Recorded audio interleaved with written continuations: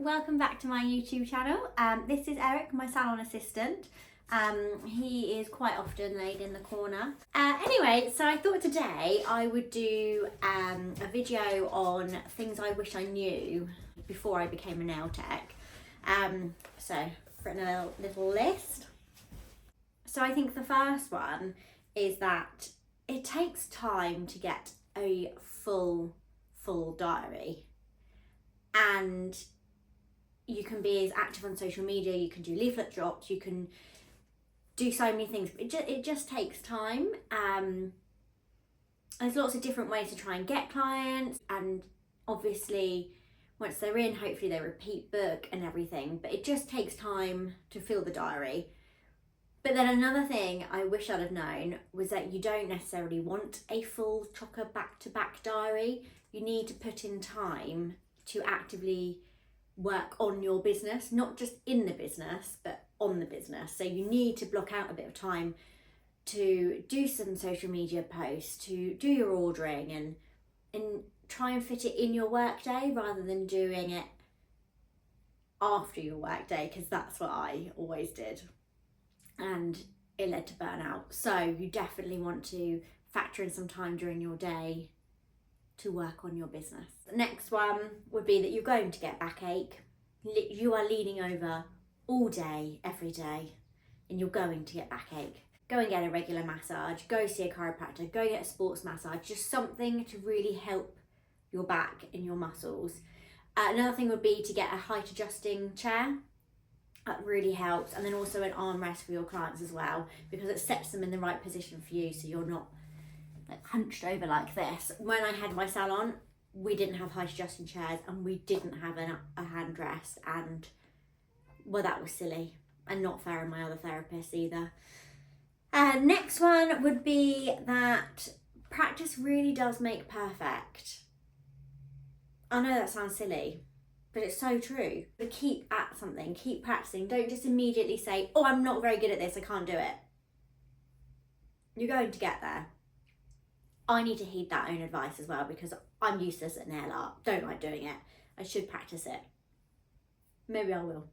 Also, I do apologise for the state of me. I don't have clients today, so I'm in my comfies. Right, another thing is I wish I'd have set firmer boundaries with my working hours from the beginning, from the get-go. If you want to finish at 6 o'clock, you finish at 6 o'clock. Don't let anyone guilt trip you into working after that set time. I used to be terrible at that. Absolutely terrible. And if you start it from the get-go, you can almost train your clients to know that those are your set boundaries. And I believe that it'll be easier as you move forward to kind of stick to those if you do it from the beginning and you're firm but fair. Next one, again, firm but fair, cancellation policy. Now, I don't necessarily fully believe that you should have a really strict cancellation policy, because life happens, and sometimes with all good intention, something happens and you can't make your appointment. So I kind of feel like maybe there should be a bit of leeway if it's the first time, if you know something has happened. You can kind of judge it. But if someone is a repeat offender and does just not turn up for their appointments or anything like that, do believe you should have a cancellation policy, and you should have their card details saved on your booking system so you can charge them. Because if you say to someone, oh, I'm going to charge you your full price before you next book in, they're probably never going to come back, so you're never going to get that money. So if you can get a booking system and that captures their card details, I think that's the way forward. Next one is that you need to put your prices up every year. No one told me that, and I never really thought about that.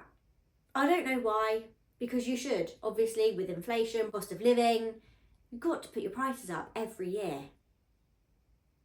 Silly of me to not do that. Now I do. You do need to as well. Next one. You will not please everyone. You won't like everyone. Not everyone will like you. You as a nail tech will not suit everyone that walks through your door, and that is okay.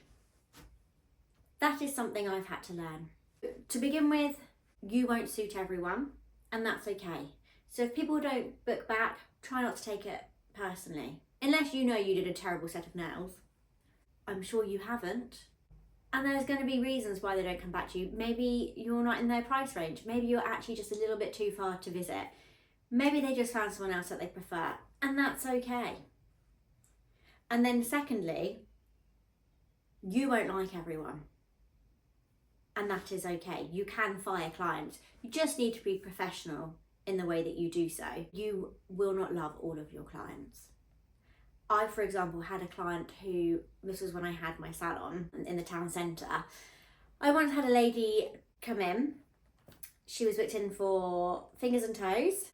She sat down at the desk and she said, I am after a blue.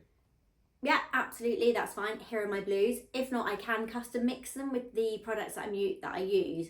I can change them a little bit for you, so I can add a bit of white, make them a bit darker. I was just filing her nails, doing her cuticle work. She said, I don't like any of your colours.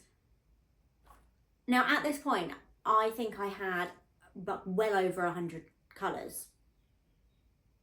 So I was like, oh, well, what sort of shade are you looking for? Because I can do one in between these. I don't like any of your colours. She got up and said, I don't like your colours. I'm going to have to leave. I said, excuse me? I don't want any of your colours, I'm going. And then she said, oh, but I will come back for my toes another time.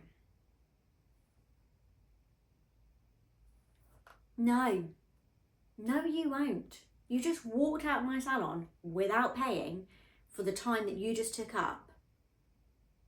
After saying you don't like any colours. No, you will not be coming back to my salon. So she went on a banned list.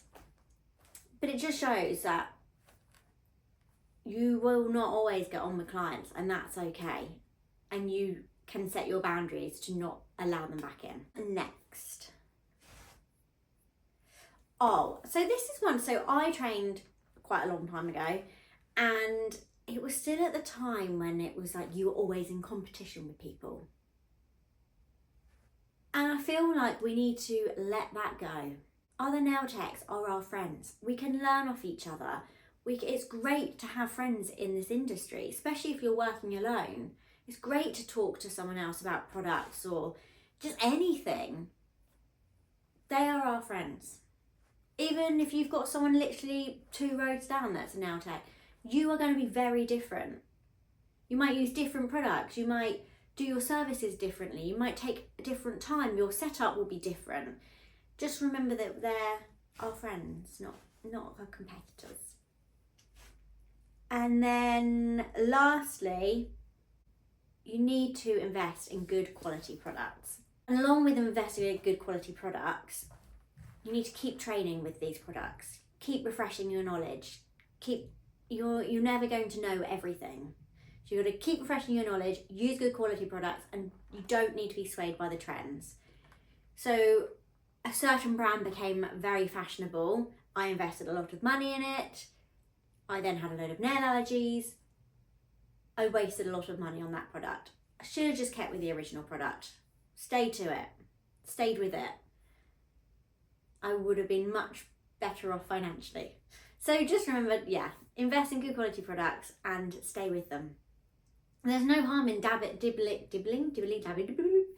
in getting, my dog just gave me the weirdest look then. There's no harm in trying different products, but invest in good quality ones that will see you through. I think that's mainly it really. Oh, when I first began, you don't need to buy hundreds of colours. You just need the ones for that season. So if it's spring, you need pastels. If it's summer, you need brights. If it's autumn, you need slightly darker ones. If it's Christmas, you need your sparkles and your reds. So whatever time of year you're beginning, that's what you need. And you don't need to suddenly, from the start, buy 70 colours. It's just a waste of money. I hope this helps. Let me know if I've forgotten anything or if there's something that you wish you would have known when you first started. I think it's great to chat about these things, especially when you've been in the industry for quite a while. Hope you enjoyed my latest video, and myself and Eric will see you later.